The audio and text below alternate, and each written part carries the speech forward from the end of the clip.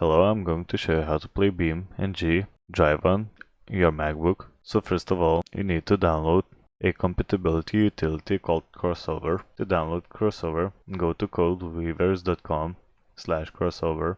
Once you have Crossover installed on your Mac, it is fairly simple to install Beam and G Drive. Simply follow the instructions. So to get started, click the Install a Windows application button at the bottom of the window right here.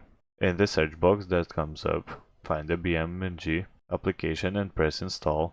After doing this, Crossover will automatically install several applications such as Steam and Adobe Flash Player, among others. You will need to click through the prompts and enter personal details when possible, and when you're done, Steam will open up. Once you have Steam open, you will need to download BeamNG Drive like you normally would. The default BeamNG build however does not work with this crossover setup, so you will need to right click on the game in your library and select Properties.